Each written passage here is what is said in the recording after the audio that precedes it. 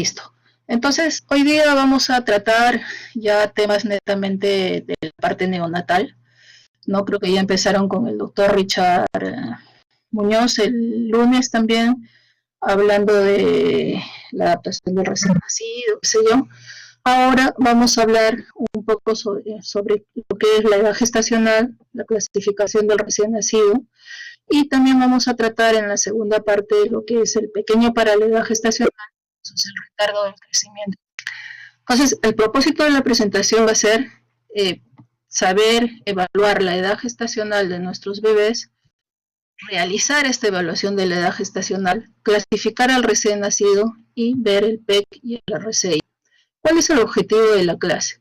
Comprender la importancia de revisar qué métodos hay de evaluación de la edad gestacional y clasificar al recién nacido, así como determinar y evaluar a los PECs y a los versus los RCIs.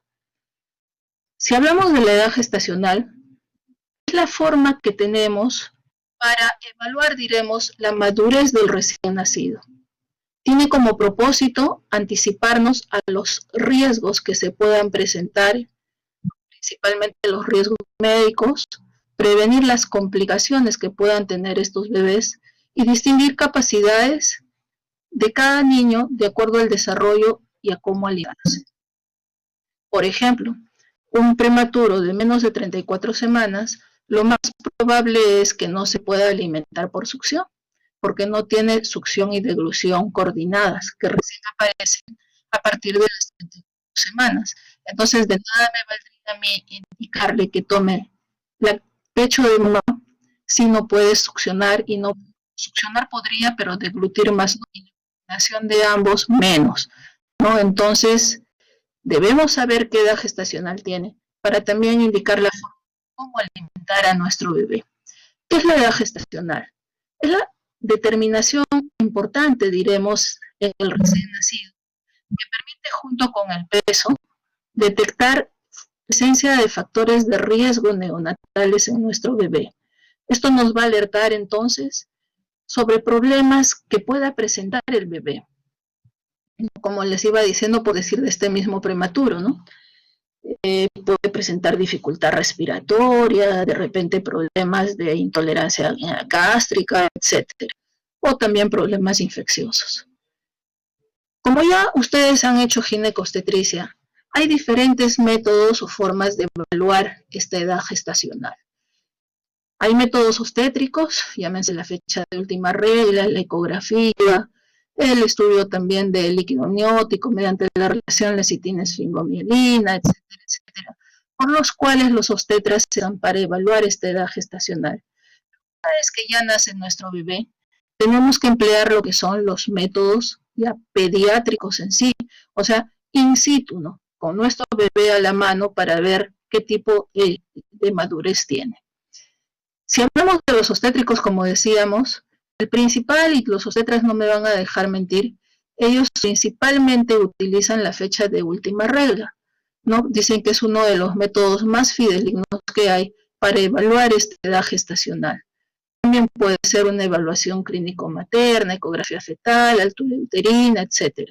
Pero una vez que ya nace nuestro bebé, tenemos que hacerle esta evaluación de la edad gestacional mediante examen físico del recién nacido, y no solamente ver la madurez física, sino posteriormente también hacer el examen, la evaluación neuromuscular, ¿no? Como vamos a ir viendo con los diferentes métodos.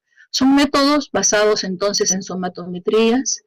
También puede ser, los oftalmólogos utilizan mucho, por decir, los que van a evaluar a nuestros bebés para descartar retinopatía de la prematuridad, utilizan el examen de la cápsula vascular anterior del cristalino, ¿no? Puede ser, y también hace muchos años se evaluaba de acuerdo a la distribución del unto sebáceo, el examen somático o criterios físicos, que es el que más se usa una vez nace nuestro bebé, y posteriormente ya puede ser un examen neurológico o el combinado, que es el somático y neurológico.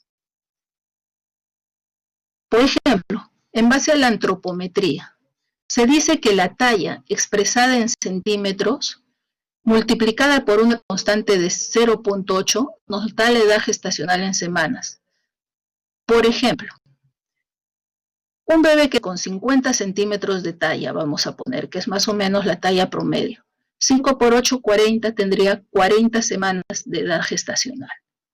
También la literatura habla de medir el perímetro cefálico. Si el perímetro cefálico es de 35 centímetros, se dice que tiene una gestación de 40 semanas. Los centímetros que faltan para 35 va a ser el número de semanas. Vamos bajando entonces, si es 34 será 39 semanas y así sucesivamente, ¿no? Es una forma simple de repente, pero muy sencilla, diríamos, que no nos va a ayudar tampoco mucho. Como les decía, los oftalmólogos utilizan la evaluación de la vasculatura coroidea mediante oftalmoscopía directa a más 20 dioptrías, ¿no? Y observan la cámara anterior, evaluando la persistencia de la vasculatura coroidea. Generalmente esto lo hacen después de las 24 horas de vida, 48 horas de vida. ¿Cuál es la desventaja? De que se tiene que tener el equipo especial para hacer la oftalmoscopía, el oftalmoscopio directo, diremos, y hay que preparar al niño para mantener esa pupila también dilatada, ¿no? Y podemos observar esto, ¿no? Por decir, si hay gran cantidad de vasculatura en la cámara anterior, los oftalmólogos dicen que tiene entre 7 a 28 semanas. Mientras va disminuyendo esta vasculatura, este bebé estará llegando ya casi a ser un bebé a término. Generalmente esto de la vasculatura se utiliza para los prematuros, entonces. Hay otras formas. En 1966, por decir, donde muchos de ustedes, no, creo que ninguno había nacido todavía, la doctora Farr indica 10 características para evaluar la edad gestacional del bebé. Desde la textura de la piel, el color, opacidad de la piel, el edema, lanugo, etcétera, ¿no? Y de acuerdo a eso va indicando qué edad gestacional tiene, que actualmente ya está en desuso. El Asher, que antes, no sé si ahora, se utilizaba mucho en la seguridad social, especialmente en el Almenara, también evalúa las características físicas, pero tiene limitantes, porque nos habla solamente si es menor de 36 semanas, si está entre 37 y 38, o si es mayor de 39. No nos va a indicar entonces, por decir, bebés que haya nacido postérmino, ya no nos ayuda mucho el Asher para evaluar esto, ¿no? Y tiene 5 criterios físicos, como es el cabello, el pabellón auricular, el pezón, los genitales y los pliegues plantares. Hay otros métodos como el Parkin, que también se empleaba en la seguridad social, ¿no? Donde habla también de, en este caso, 4 criterios físicos, ¿no? Y va haciendo una puntuación que se lleva a esta tabla que está al costado, ¿no? Y se ve qué edad gestacional tiene, que evalúa aproximadamente entre las 27 y 42 semanas, ¿no? Pero también es muy subjetivo, diremos. Y en realidad, los exámenes para valorar la edad gestacional, criterios físicos nada más, depende de la observación de cada examinador también, ¿no? Entonces, la mayoría son subjetivas. Hablábamos del uso del punto sebáceo para evaluar esta edad gestacional. Hablaban de que, miren, esto ha salido del 82, en el Pediatrics, ¿no? Donde se hablaba de que si tenía un paseitosa el bebé generalizada, tenía entre 20 a 30 semanas. Si aparecía hundo generalizado y homogéneo, entre 31 a 35 semanas. ¿Qué quiere decir? Cuanto más unto sebáceo tenía este bebé, tenía menor edad gestacional. Y cuanto menos unto tenía, por decir, miren, de 41 semanas, igual a la semana 40, o sea, tenía un unto dorsal leve, ausente, o vestigio sacroglúteo, ventral pliegues, ¿no? El de 41 semanas ya se podía observar una descamación fina también, ¿no? Pero también bastante subjetivo. Entonces, lo que se está usando ya últimamente es el famoso capurro. Por lo menos en todo lo que es el Ministerio de Salud, se emplea este método hace más ya de 15 años, ¿no? Donde tiene 5 criterios de maduración física, ¿no? Como es la forma de la oreja, el tamaño de la glándula mamaria, la formación del pezón, la textura de la piel y los pliegues plantares. ¿No? Se le va poniendo una puntuación a cada uno, comparando a nuestro bebé con la gráfica del capurro, diremos, se le puntúa en cada ítem y esa suma de toda la puntuación se le agrega 204 y se divide entre 7, y esa es la edad gestacional de nuestro bebé. Por ejemplo, acá tenemos un pliegue plantar que está en toda la plantita del bebé. Eso nos indica que lo más probable es que sea un recién nacido a término o postérmino.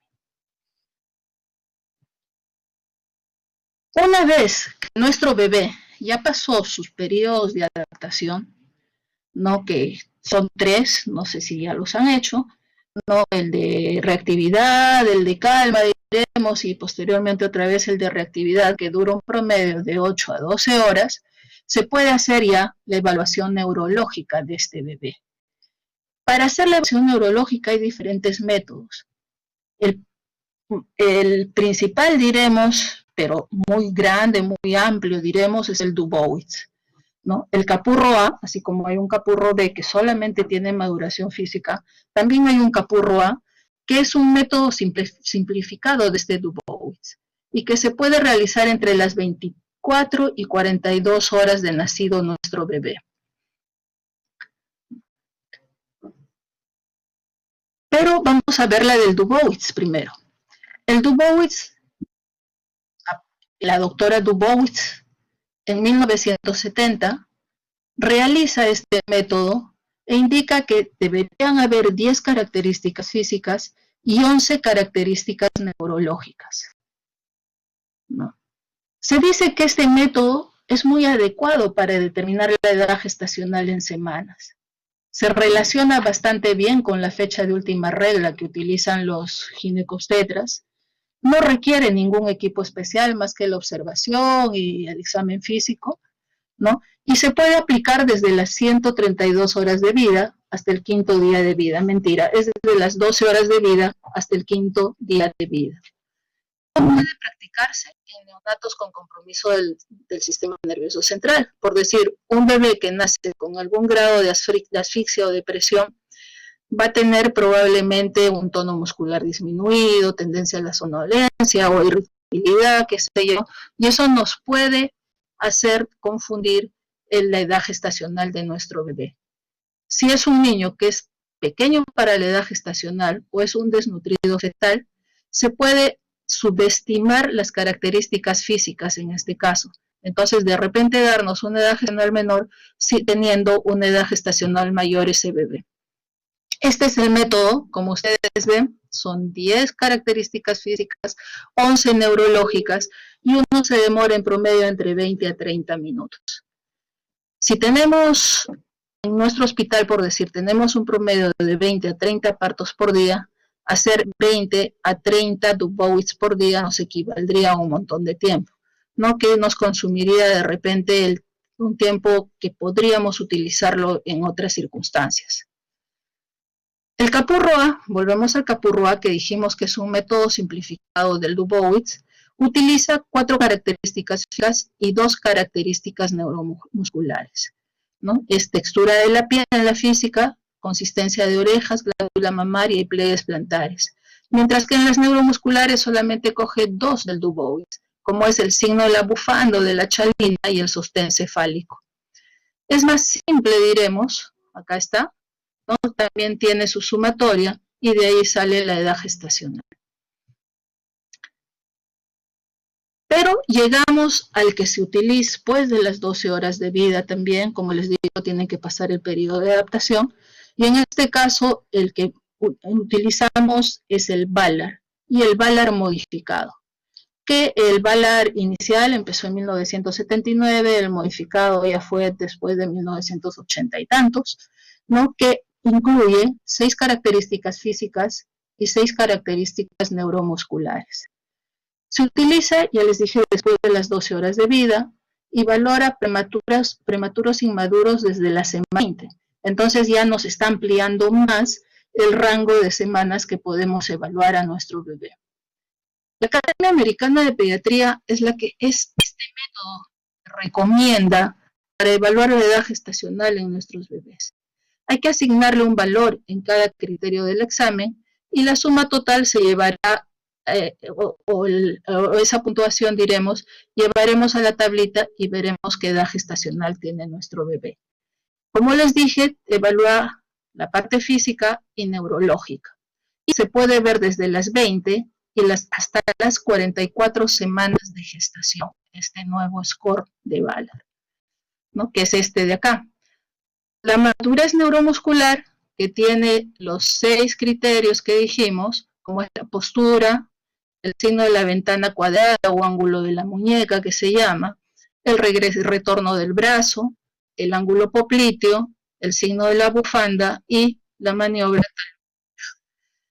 Y de características físicas, es bastante parecido al capurro, que es piel, lanudo, superficie plantar o pliegues plantares, tejido mamario, ojos, orejas y los genitales. Entonces, con esto cogemos la puntuación, la llevamos acá a esta tablita para ver el índice de madurez y de acuerdo a la puntuación vemos qué edad gestacional tiene. Por ejemplo, en mi puntuación salió que tiene 32 puntos. Estaría entre 30 y 35. O sea, ese bebé tendría entre 36 a 38 semanas, más o menos está en la mitad, sería 37 semanas de edad gestacional en este bebé. De acuerdo a eso, evaluamos y clasificamos en base a la edad gestacional de nuestro bebé. Una vez que ya clasificamos en base a la edad gestacional, también tenemos que hacer las medidas antropométricas, entonces principalmente el peso al nacimiento, y después veremos y haremos el cruce de información, diremos, entre lo que es la edad gestacional y el peso de nuestro bebé. O sea, ya tendríamos hasta 3 diagnósticos. En base a lo que ya hemos evaluado a nuestro bebé, podemos tener recién nacidos que nacieron a término, pretérmino o postérmino. Se dice que un recién nacido es a término aquel que nace entre las 37 y 41 semanas 6 séptimos. Entonces el pretérmino o prematuro será el de menor de 37 semanas y el postérmino mayor o igual a 42 semanas. La OMS a los prematuros todavía los subclasifica en 3 grupos de prematuros.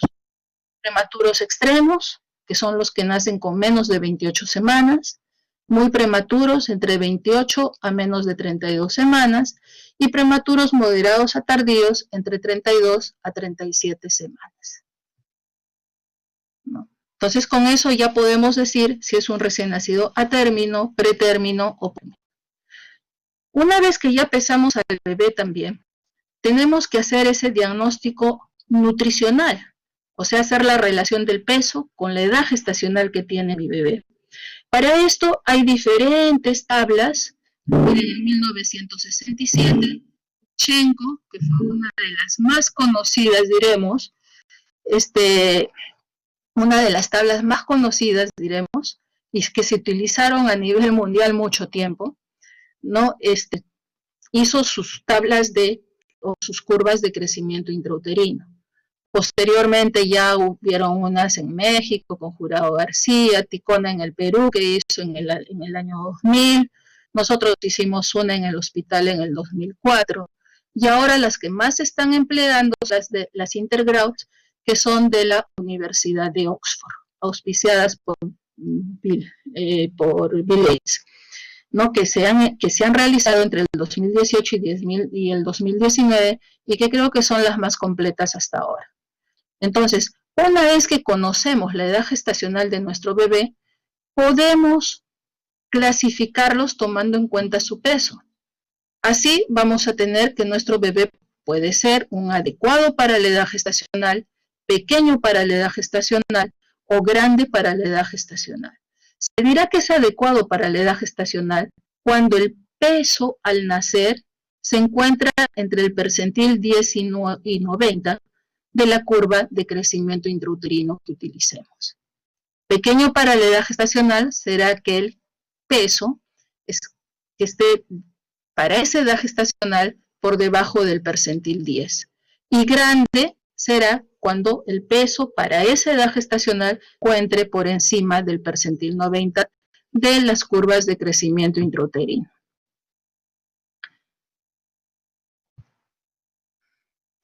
Estas son las curvas, diremos, ¿no? Hay para varones y hay para mujeres, ¿no? Y lo que yo he tratado de hacer es un resumen en estas tablitas de acá, que es más fácil ver, ¿no? Para los niños tenemos una edad gestacional y tenemos los pesos, entre los percentiles 10 o 20. Entonces, por ejemplo, yo tengo un recién nacido de 36 semanas que pesa 2.200 gramos.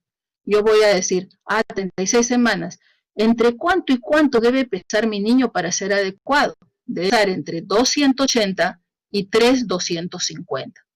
Pesa 2.220 o 2.200, está dentro de estos dos valores. Entonces digo, así es un adecuado para la edad gestacional.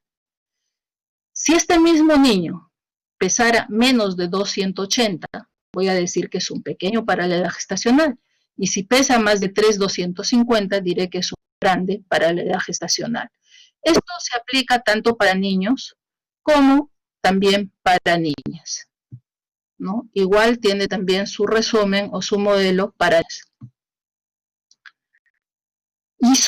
Y como ya evaluamos edad gestacional, dijimos que es a término, pretérmino, postérmino. Después hemos hecho la relación del peso con la edad gestacional para ver si es adecuado, pequeño o grande para la edad gestacional. Nos faltaría ver solamente en lo que es en base al peso. Por favor, y métanse esto en la cabeza. Aquel niño que pesa al nacimiento entre 2.500 gramos y 4.000 gramos, ya esta tercera clasificación no va para ello. ¿En quiénes entonces nos debemos preocupar más? En los que pesan más de 4.000 gramos, a los cuales les llamamos macrosómicos, y en los que pesan menos de 2.500 gramos, donde ahí hay diferentes clasificaciones. Bajo peso, diremos, aquel niño nacimiento ha pesado entre 1.500 y 2.499 gramos. Muy bajo peso, aquel que pesa al nacimiento entre 1.000 y 1.499 gramos. Extremo muy bajo peso o extremadamente muy bajo peso, entre 750 y 999 gramos. Y diminuto o microneonato, aquel que pese menos de 750 gramos. Este grupo, los menores de 750 gramos, son los responsables del 60 a 70% de la mortalidad neonatal. Entonces son los que están en más alto riesgo de fallecer y de hacer complicaciones que el resto de grupos. Actualmente ya se habla de una viabilidad fetal de 400 gramos, ya no de 500, porque decíamos, menores de 500 es aborto. Para el sistema informático del MINSA todavía persisten siendo abortos. Pero a nivel mundial ya se habla de viabilidad, entonces, en un peso como mínimo de 400 gramos y 24 semanas de edad gestacional. Si hablamos de lo que es el pequeño para la edad gestacional y el RCIU,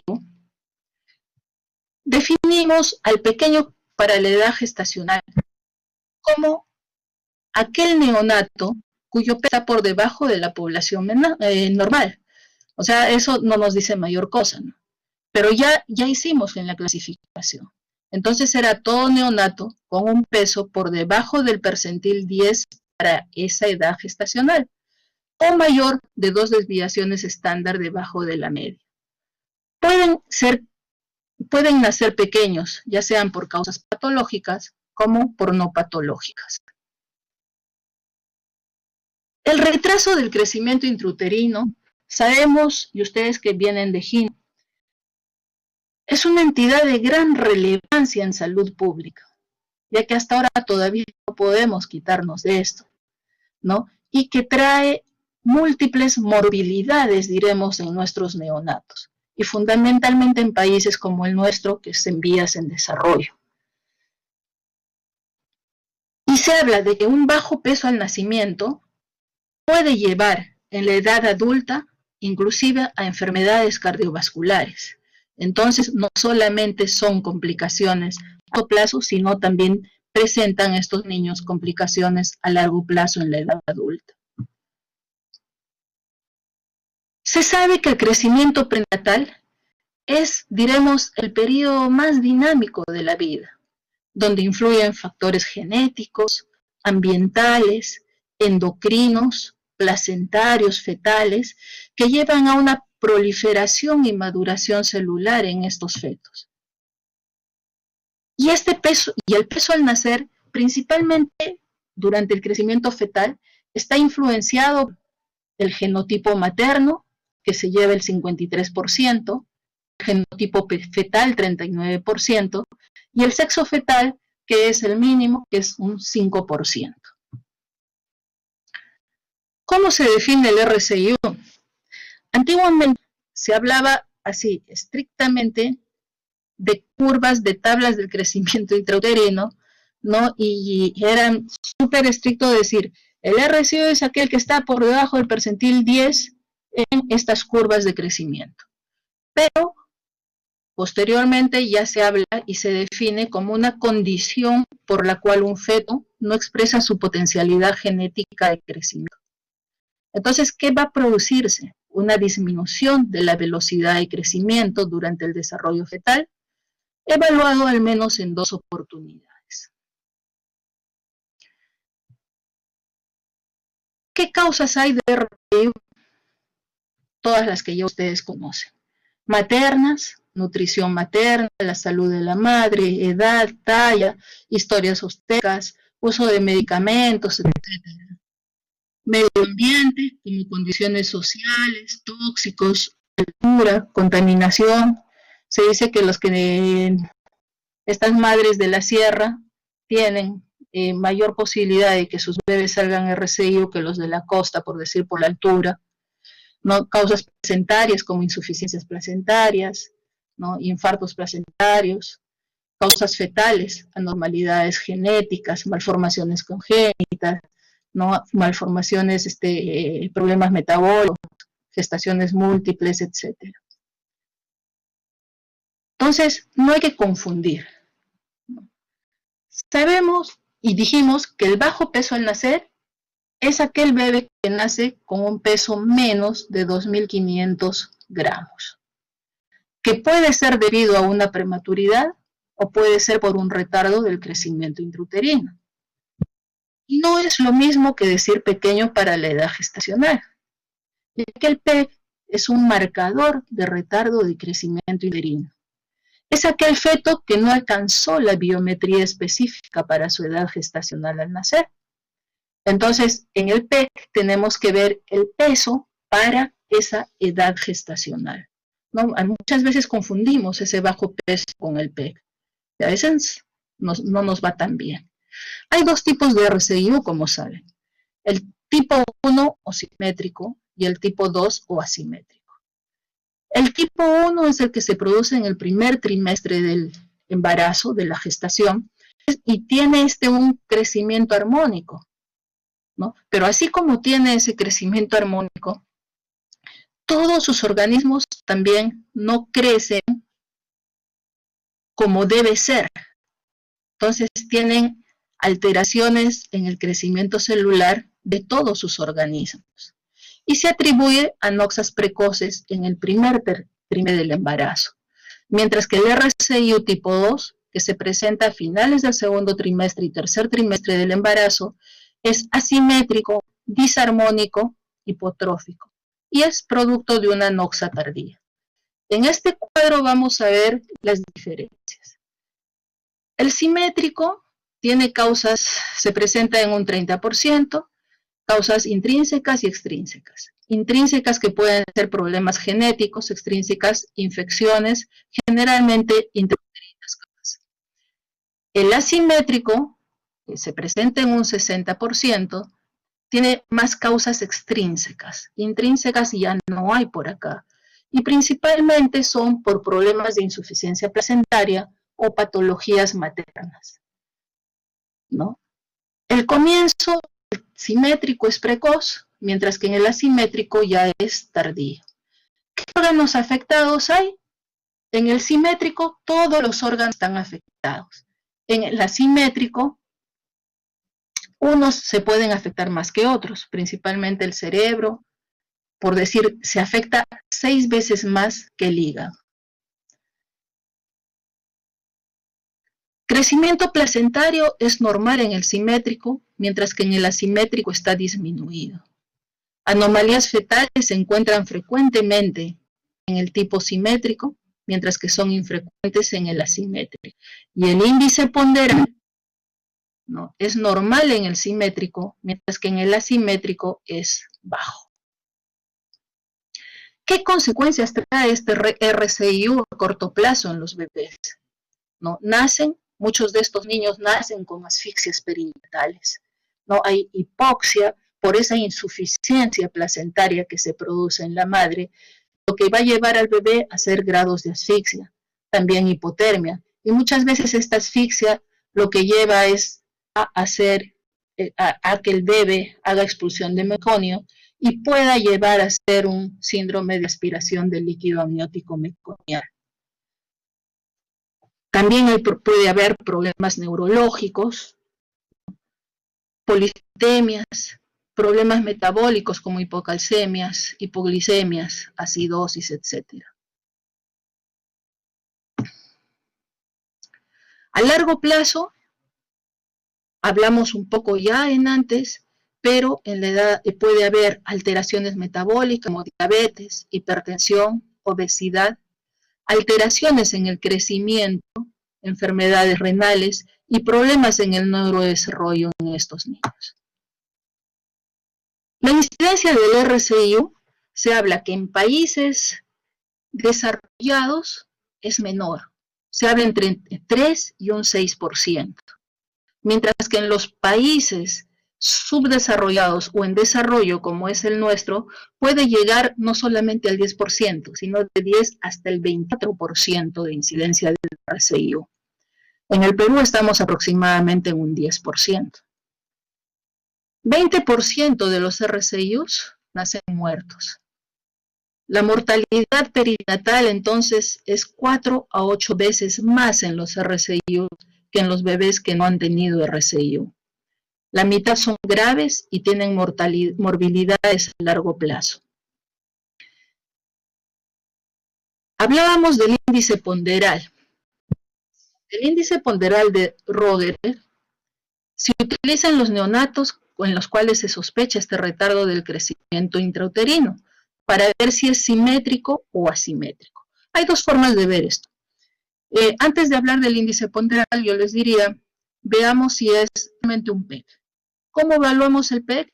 Hacemos el cruce del peso con la edad gestacional de nuestro bebé, que esté por debajo del percentil 10. Ahí ya tenemos un pequeño para la edad gestacional. Entonces, iremos a ver también cómo está la talla, cómo está ese perímetro cefálico. Si los tres, peso, talla y perímetro cefálico, están por debajo del percentil 10, diremos que es un pequeño simétrico. Pero si el peso está por debajo del percentil 10 y la talla o el perímetro cefálico están por encima de este percentil 10, hablamos de una asimetría. Entonces diríamos que es un PEG asimétrico. La otra forma es, en base a lo que estamos ahorita viendo, el índice ponderal, que es igual al peso en nacer por 100 dividido entre la talla al cubo. Los valores normales los tienen acá de acuerdo a la edad gestacional, si es prematuro, o sea, de 28 a 30 semanas, o de 37 a 41. Los percentiles normales, percentil 10, del 28 a 36, 1.68 a 2.28, etc. Pero ¿qué nos interesa ver? Si el índice ponderal está por encima del percentil 90, hablamos de sobrepeso. Si este índice ponderal está entre el percentil 10 y 90 en este RCIU, hablamos de un RCIU simétrico.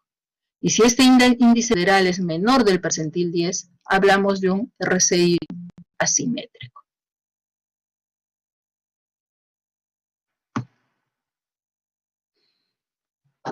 ¿Cómo los manejamos después de que nuestro bebé nació? Inicialmente tenemos que obtener una adecuada historia clínica buscando factores de riesgo en nuestro bebé. Cuando nace y requiere reanimación, habrá que realizar una reanimación aviada, previniendo también las pérdidas de calor, como van a ver en las clases posteriores, porque hay 4 formas de perder calor: por conducción, radiación, convección o evaporación. Hay que prevenirlas todas estas. Habrá que ver si hay hipoglicemia o no hay hipoglicemia. ¿Cómo? Evaluando glicemia, dando alimentación temprana o colocando una dextrosa por vía parenteral. Habrá que ver cómo está ese hematocrito, descartar infecciones congénitas, anormalidades genéticas y evaluar también el calcio sérico.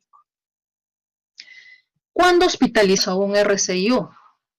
Cuando el peso al nacer es menor al percentil 3, ojo, ya no estamos hablando del percentil 10, sino del 3, hay que hospitalizar a este bebé. Cuando la edad gestacional es menor de 35 semanas también, porque puede tener otro tipo de complicaciones.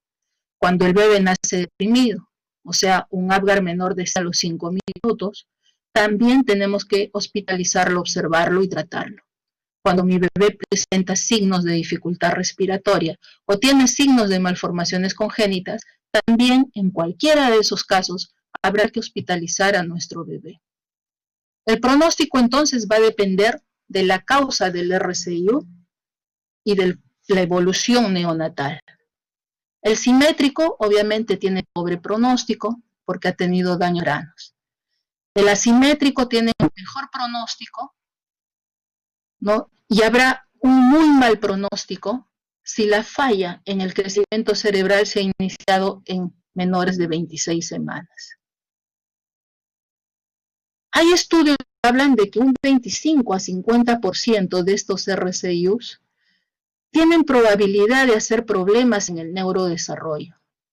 Y hay evidencia reciente que los adultos que han sido RCIU al nacer presentan con más frecuencia hipertensión arterial, resistencia a la insulina y por ende también diabetes mellitus tipo 2. ¿No? Y esto ahora que está en boga también lo del coronavirus, ¿no? Los hipertensos tienen mayor probabilidad de morir por este COVID-19 que los que no lo son, y también los diabéticos. Entonces, por ese lado también tenemos mayores complicaciones en estos casos de los RCIUs. Y con esto, queridos chicos, ya estamos terminando la clase. Si hay alguna pregunta, por favor, levantando la mano, les doy la entrada y trataremos de responder. ¿Preguntas?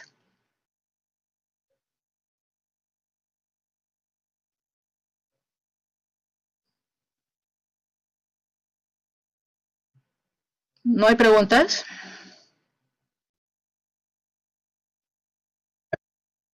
Sí, André.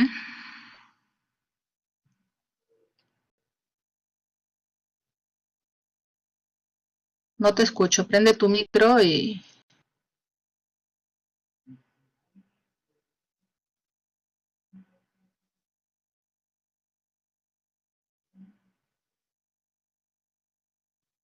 Nada, creo que se ha arrepentido. Entonces, sí, Rocío.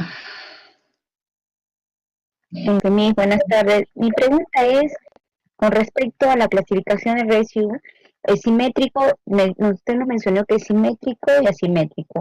¿Cuál es el que Así tiene es. más riesgo de complicaciones? El simétrico. El simétrico porque el desarrollo cerebral y el desarrollo de todos los órganos es menor que en el asimétrico, ¿no? Gracias, doctora. Ya.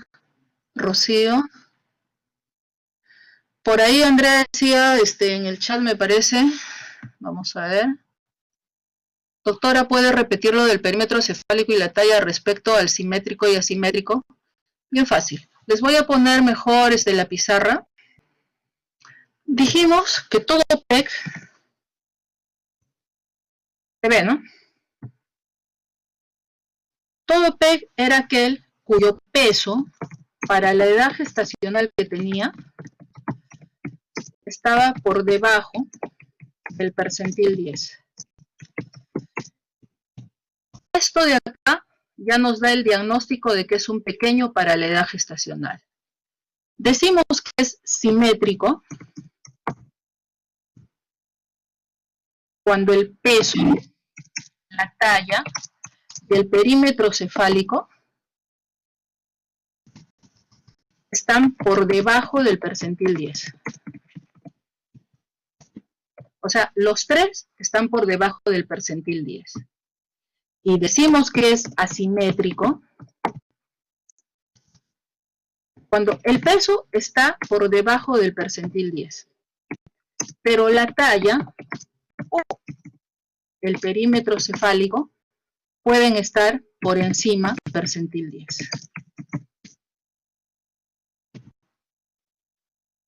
¿Se entendió, André?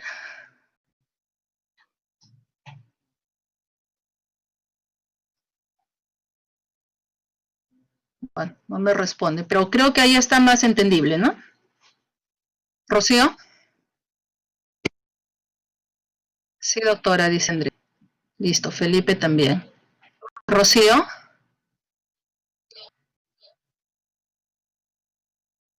Ahí, Wanderley habla de que hay alguna variación, ya se me fue. ¿Hay alguna variación en el diagnóstico del recién nacido respecto al sexo? El peso, la talla, todo eso varía de acuerdo al sexo. Los niños generalmente nacen más grandes que las niñas. Por eso hay tablas diferenciadas entre niños y niñas. Justamente para que no digamos, con el peso de un niño yo no puedo comparar al de una niña, ¿no? Y puedo decir, sí, es un PEC, es una PEC, pero estoy comparándolo con un niño, entonces eso no estaría bien. Por eso es que las tablas, y les vuelvo a repetir, son diferenciadas. Los niños de las niñas. ¿Está bien, Wanderley?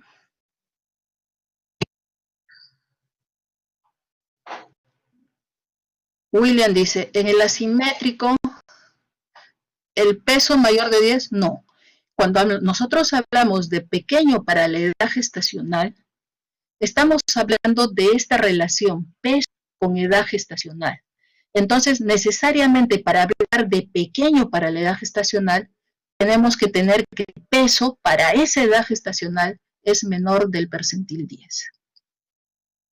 Si es mayor del percentil 10 el peso, ya no hablamos de pequeño para la edad gestacional. ¿Está bien, William? ¿Rocío?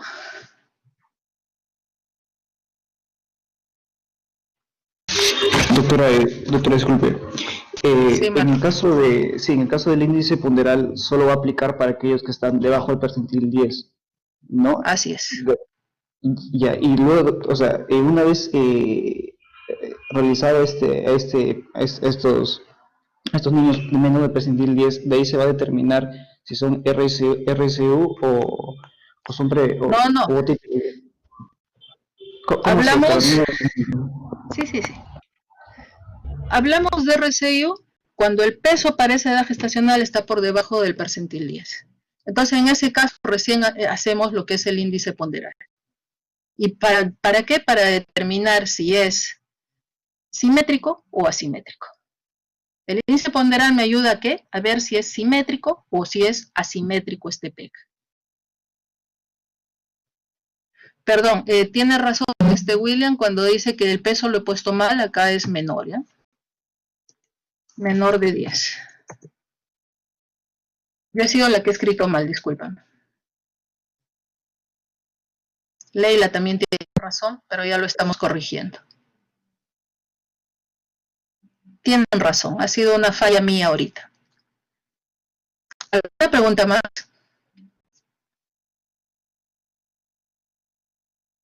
Bien, chicos, entonces damos por concluida la clase.